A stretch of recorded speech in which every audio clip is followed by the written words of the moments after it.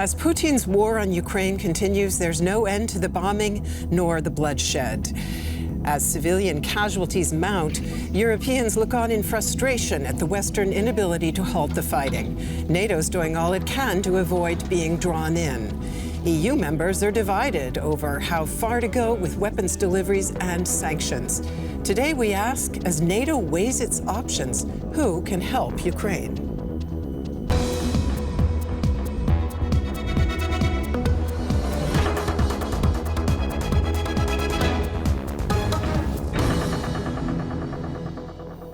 Hello and welcome to The Point. It's a pleasure to greet our guests. Professor Gwendolyn Sasse is political scientist with the Center for East European and International Studies here in Berlin. Markus Kaim is a security and NATO expert with the Berlin-based think tank SWP. And Wojciech Szymanski is a colleague working on DW's Poland desk. I'd like to start out with an assessment of where all of you think things stand at the moment. Ukrainians say that time is running out, that cities like Kiev, Kherson, Kharkiv, and Mariupol cannot hold out indefinitely. And at the same time, some think tanks are reporting that the Russian offensive has stalled, some even say failed, and that Russian soldiers' supplies are running out. So, Gwendolyn, if I may start with you, a Kremlin-friendly newspaper actually this week published and then very quickly deleted a report that 10,000 soldiers, Russian soldiers, have died. We're also hearing that generals have been killed. What do we know about Russian losses and their effect on Putin's strategy? We don't know the exact numbers of losses. That was indeed remarkable that this figure was published and then quickly taken down again. There might be even more casualties, so we simply do not know. But of course, that is a very sensitive issue, and the Ukrainians also report about high numbers of casualties on the Russian side, and that means that's a very demoralizing bit of news to convey to your audiences at home. So the issue is how long can you conceal that, and it's beginning to show that it cannot be concealed. And the more this kind of news travels, the more likely it is that the mood in Russia could also change. Kremlin watching is always a bit like reading tea leaves. Nonetheless, we are also hearing that heads are beginning to roll within the security service, the FSB. What do you know about that, and what would that indicate to you about where the Kremlin might head? I wouldn't overinterpret this at the moment. So I think it's very clear that Vladimir Putin takes the decisions, and he does so closely in close cooperation with the Defense Ministry and the army.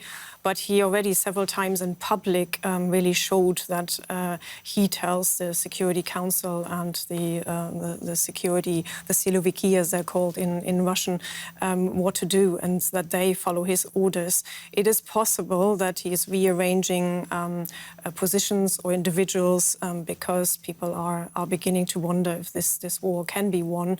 But I wouldn't doubt that he still completely controls what's happening. And Markus, what would you say? Can Russia still win this war? I mentioned that some U.S.-based think tanks actually have said so far the Russians have failed to achieve their goals. So the question to you, how long you think the Russian forces can hold out, and then, of course, also the Ukrainian ones? I think both perspectives are correct. The first perspective addresses the stalemate you mentioned, that which has been accomplished or which has occurred after 4 weeks of fighting, that the front line are quite even. Nothing is moving back and forth again. So we have approached a point of no return for the Russian forces.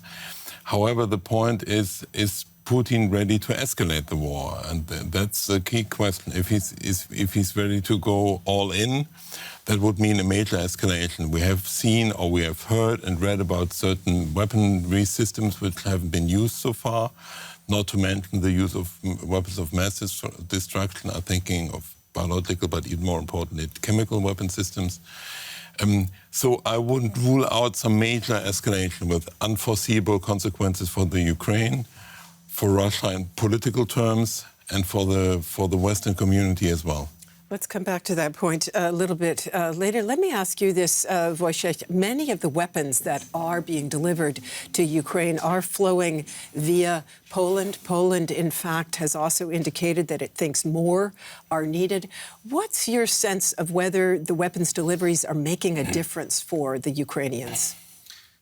I guess, of course, they do the difference. Nobody has expected that the Ukrainian army will be able to fight back for such a long time. And even the Ukrainian soldiers and the Ukrainian army, they're posting those videos saying thank you for those weapons. They're singing a British anthem, shooting using some British weapons.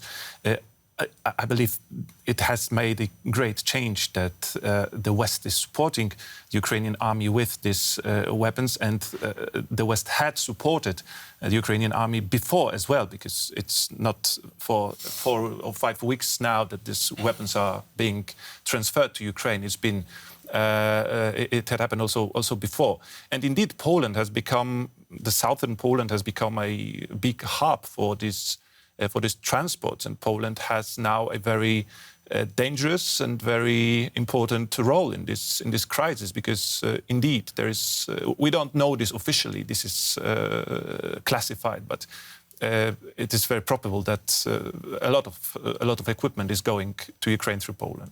And in fact, that's said to be one probable reason why there have been several Russian attacks on targets on the outskirts of Lviv, which is very close to the Polish border. How worried are people in Poland? They are worried very much. There were my friends or my family members when all this started, calling me and asking, what do you think? How big danger is Poland now? Shall we be prepared for an attack? People in Poland are really scared, and the Polish government is highly alerted. Well, what we have seen are Russian missiles striking like 10 miles from the NATO border, and I guess Russia is very cautious, trying not to hit the NATO territory, because that could have really tragic consequences. But it may happen that there's some mistake or some failure, and it comes to an attack to a NATO territory. We have to be aware of that. Speaking of the weapons deliveries, certainly Ukraine's president feels more is needed. Let's listen to an excerpt from the latest in his unflagging appeals to the world community. Не спонсоруйте. Please do not sponsor the weapons of war of this country, of Russia. No euros for the occupiers. Close all your ports to them. Don't send them your goods. Deny them energy resources. Push for Russia to leave Ukraine. I believe and I know that peace is possible, but you can take action to achieve peace.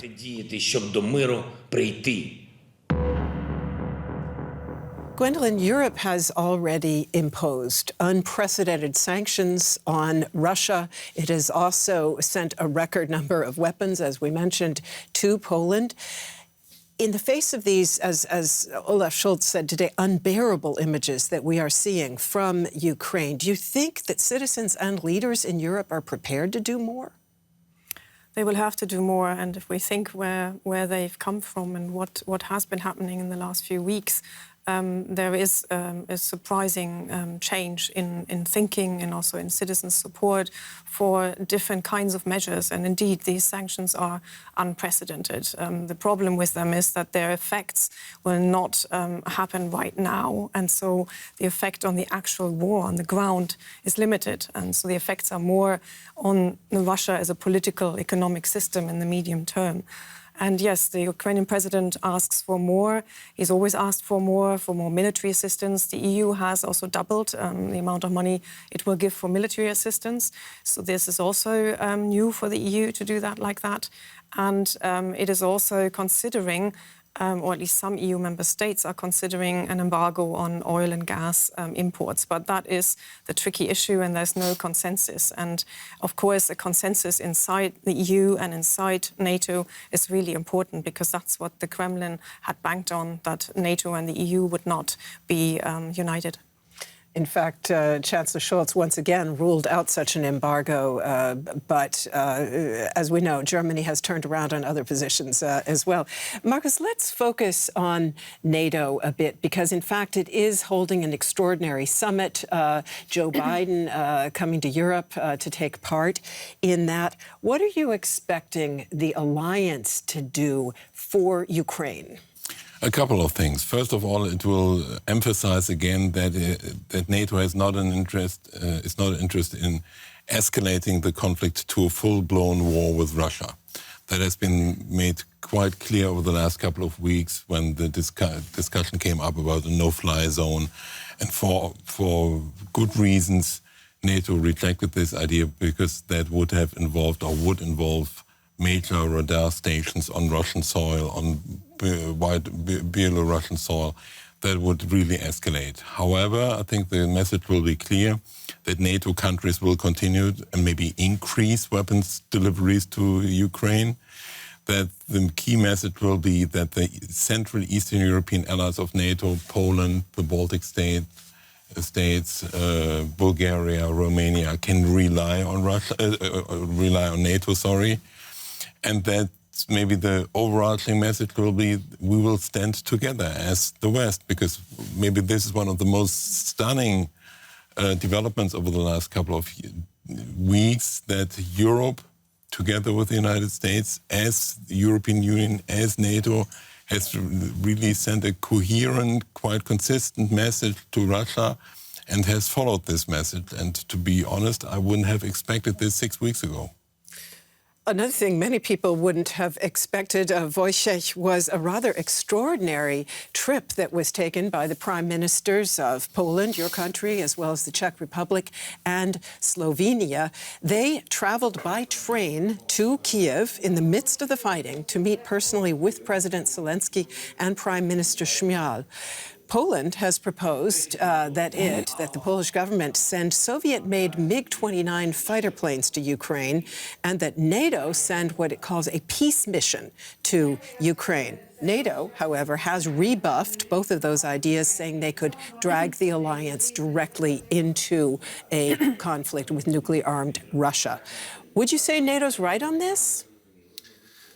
Well, of course, NATO has to be very, very cautious, doing everything it's possible to help Ukraine, but not crossing the line, which would lead us to some serious confrontation between NATO and Russia.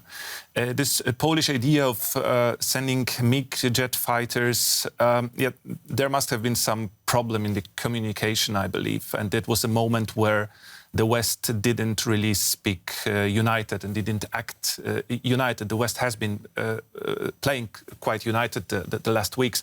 This was one situation where we heard something else coming from Warsaw, then we heard something else coming from Washington. So I believe this idea wasn't really consulted enough with other leaders. Yes, the Polish Prime Minister and Mr. Kaczynski, another Polish Deputy Prime Minister, he proposed this NATO peace mission in the Ukraine. But we also hear no big interest from NATO countries doing it, because it will also mean, it's like with no-fly zone in the Ukraine, that some foreign NATO soldiers would have to be in the Ukraine, and Russia would have to accept that if we don't want a fight between NATO and Russian soldiers. However, this is diplomacy, this is world politics. Maybe there is some aim in proposing this kind of things to be discussed, and we'll see what's at the end, what's the input. Some of the criticism about the proposal for the peace mission was that it was perhaps a rather populist kind of symbolic gesture. Do you think that's the case? No, not really. It was a very important signal for the Ukraine that those three prime ministers went there. It was a dangerous mission. And I think symbolically it did help Ukraine. It didn't help Ukraine. It didn't change the situation. The war is going on. The Ukraine is in a very dire situation. Russia is still attacking. However, for the politics, for the kind of a PR of this politics, which is also very of this war, which is also very important. It was an important and a very brave decision to go there in the middle of the war and to stand by Mr. Zelensky and saying we are with you. We don't forget about you. We are here.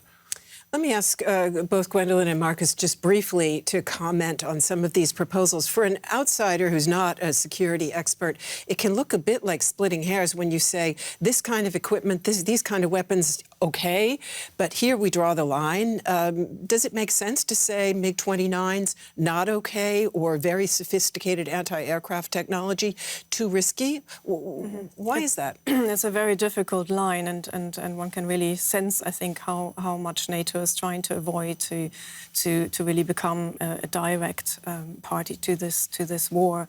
And I think the line, however, has been consistent from NATO so far, and it is really delivering air defense capabilities, and that is also being stepped up still as we speak. So there are systems being delivered that are also capable of having a more long-range effect. So that is, I think, where the consensus is. But exactly on the fighter jets, there wasn't really good communication within NATO, and that's where the line has been drawn. And personally, I think rightly so. I just wanted to add on this visit. I also think it was a highly symbolically important visit. But the idea of the NATO peace mission, that cannot fly. Obviously, parts of Vladimir Putin's argument is about NATO's role in Ukraine. So, first of all, a peace mission of any kind, also a UN mission, would have to come on the basis of an agreement, of a treaty, but then it's highly impossible, or it's highly unlikely or impossible that NATO could fulfill this role. One can maybe think of it as launching an idea that there will have to be international involvement in, if there is and when there is peace, or some sort of a peace or ceasefire at least, that has to be safeguarded, but that cannot be NATO in this context. Markus, is there equipment, weapons, systems that could be sent that would be helpful to Ukraine that you wouldn't view as likely to provoke escalation on the part of Russia? I think everything is helpful currently, because the key message of all Western governments since, let's say, December, January has been, we have to impose costs on Vladimir Putin if he escalates tensions in Ukraine, if he attacks Ukraine. And this has been the consistent message. And actually, the line between defensive and offensive weapon system has already been blurred. That has been the key message, or the key counter-argument of many Western governments until the war broke out.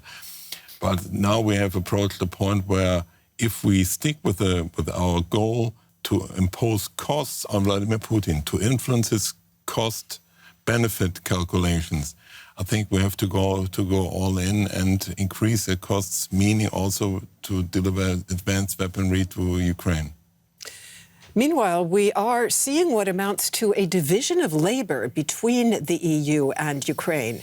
While EU member states send weapons and money, NATO's been taking action to strengthen its eastern flank, as we've heard, and also to put on a show of strength further afield. For example, the aircraft carrier USS Truman has generally been deployed to the Pacific Ocean and the waters of the Middle East, but is now in the northern Ionian Sea. Its fighter jets and radar planes are patrolling NATO's eastern borders and looking eastward to Ukraine. So let me ask you, Wojciech, would you expect that to influence the Russian president, and if so, in what direction? Of course it has an influence on Vladimir Putin when NATO is showing strength, NATO is showing it's acting united, NATO is moving some additional troops to the eastern flank, to Poland, to the Baltic states, to Romania.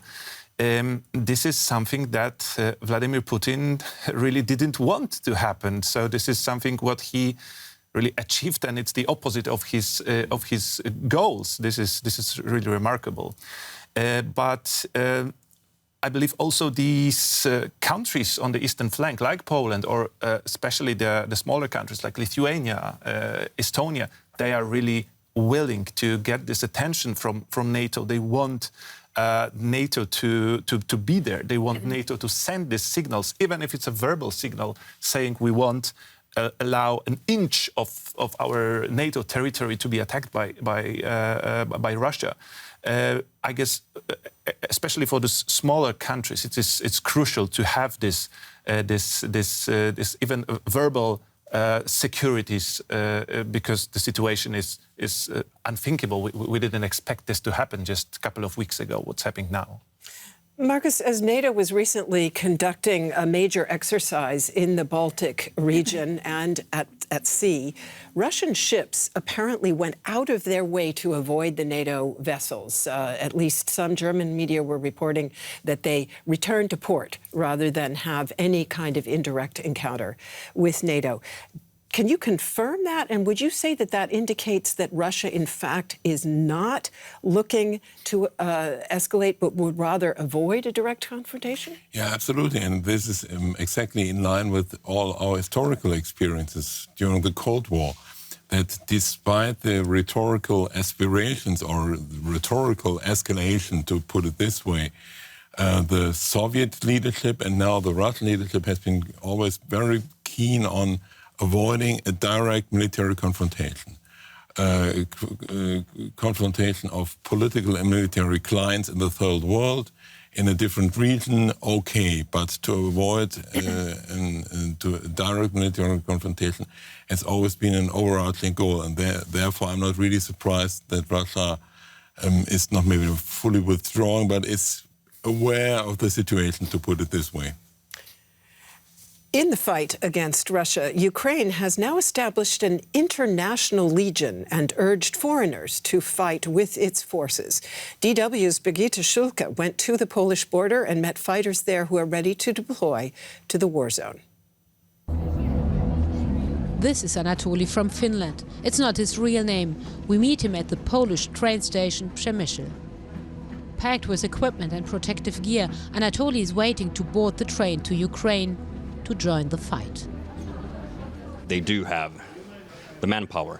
What they need, in my opinion, instructors, team leaders to get people through the pipeline, the training pipeline.